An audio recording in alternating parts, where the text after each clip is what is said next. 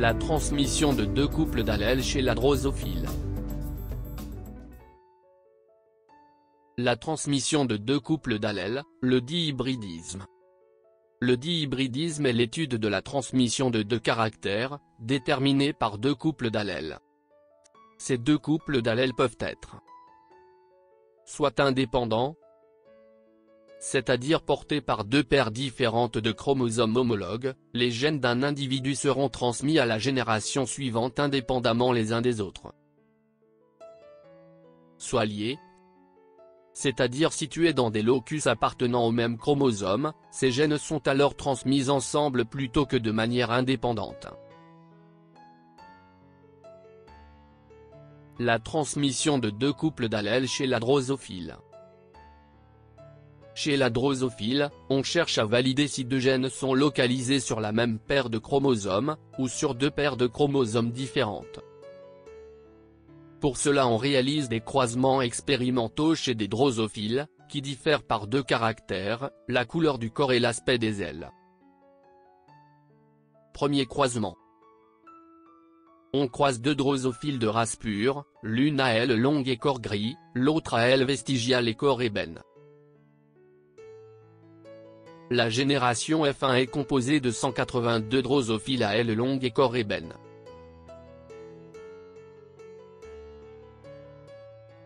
Interprétation des résultats du premier croisement. D'après les résultats du premier croisement, on constate que les individus de la génération F1 sont homogènes, et sont tous de phénotype aile longue et corps ébène.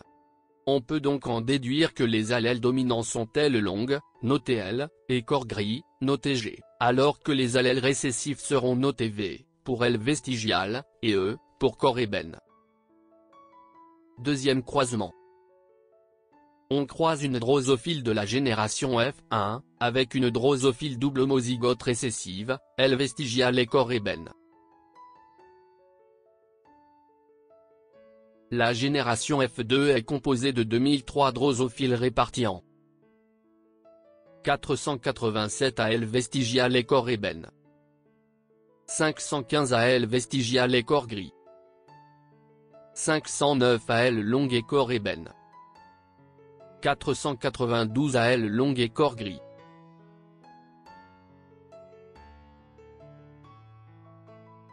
Interprétation des résultats du deuxième croisement. Ce deuxième croisement est nommé back-cross, car c'est un croisement entre un individu de la génération F1, et un individu double homozygote récessif.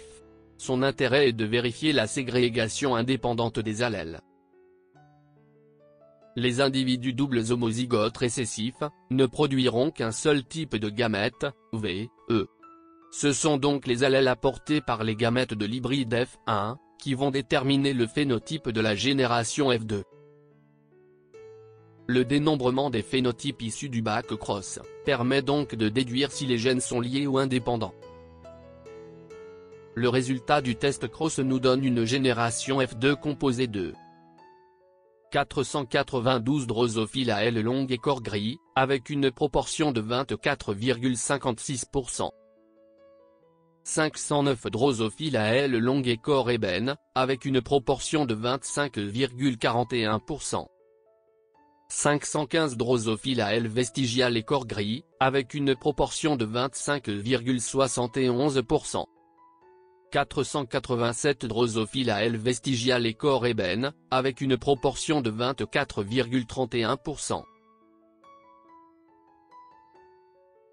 Les proportions obtenues en F2. La génération F2 est composée de 4 phénotypes équiprobables.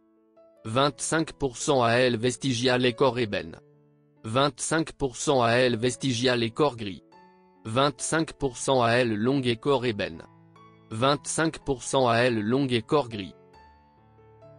Les proportions, 25%, plus 25%, plus 25%, plus 25%, obtenus en F2, ne peuvent être expliqués que par le fait que, lors de la formation des gamètes de l'individu F1, il y a alors un brassage interchromosomique en anaphase 1.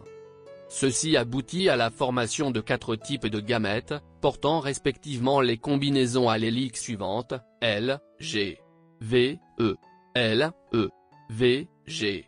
ces 4 gamètes sont équiprobables, il y a autant de gamètes portant les combinaisons alléliques de type parental, L, G, V, E, que de gamètes portant les combinaisons alléliques de type non parental, L, E, V, G.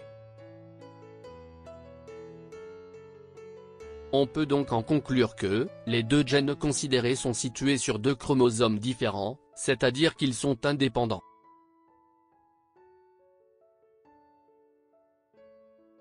Interprétation chromosomique des résultats des 2 croisements. Premier croisement chez les parents P. Le parent P1 est à ailes longues et corps gris. Le parent P2 est à ailes vestigiales et corps ébène. Les phénotypes des parents P. L, G, pour le parent à ailes longues et corps gris. V, E, pour le parent à ailes vestigiales et corps ébène. Les génotypes des parents P. L, L. G, G. Pour le parent à ailes longues et corps gris. V, V. E, E.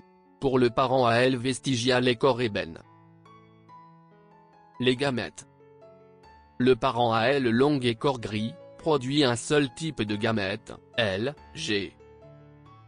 Le parent à ailes vestigiales et corps ébène, produit un seul type de gamète, V, E. La fécondation permet la formation d'une génération F1, formée de 100% d'individus à phénotype, L, G. Interprétation chromosomique des résultats du 2e croisement, back-cross.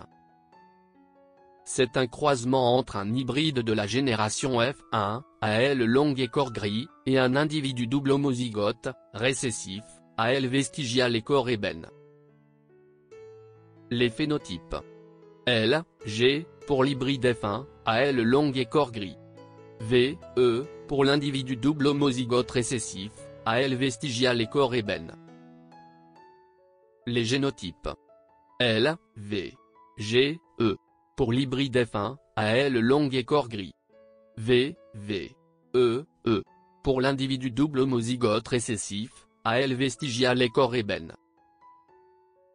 Les gamètes. L'hybride F1 produit 4 types de gamètes, L, G, V, E, L, E, V, G. L'individu double homozygote récessif produit un seul type de gamète, V, E. La fécondation permet la formation d'une génération F2.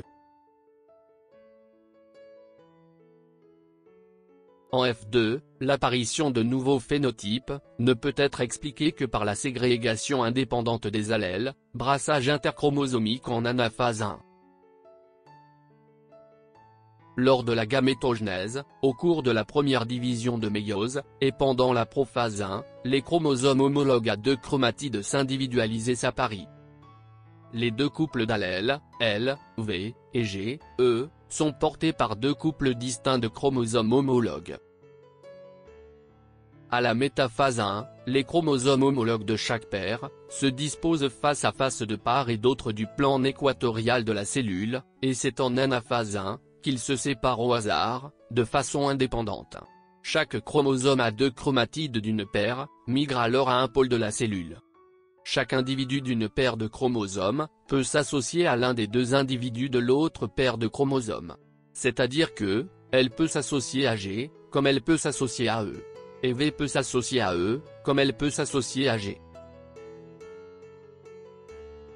Au cours de l'anaphase 2, les 2 chromatides de chaque chromosome se séparent par rupture du centromère, et migrent à un pôle de la cellule. On obtient donc 4 types de gamètes équiprobables. Le brassage interchromosomique aboutit à la formation de 4 types de gamètes équiprobables, portant respectivement les combinaisons alléliques suivantes, L, G, V, E, L, E, V, G.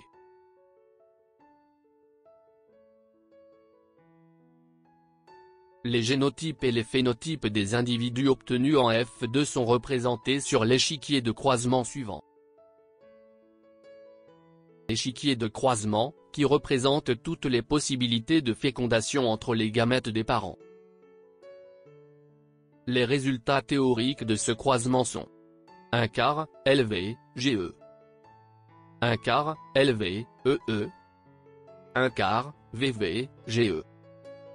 1 quart, VV, EE. Les phénotypes de cette génération sont 1 quart LG. 1 quart LE. 1 quart VG. 1 quart VE. Les résultats théoriques de ce croisement montrent l'obtention en F2 de 4 génotypes différents, avec une fréquence de 25% pour chaque génotype. Les résultats expérimentaux sont en accord avec les résultats théoriques. On peut donc en conclure que les deux gènes considérés sont situés sur 2 chromosomes différents, c'est-à-dire qu'ils sont indépendants. Chez la drosophile, le gène responsable de l'aspect des ailes est porté par le chromosome 2. Alors que le gène responsable de la couleur du corps est porté par le chromosome 3.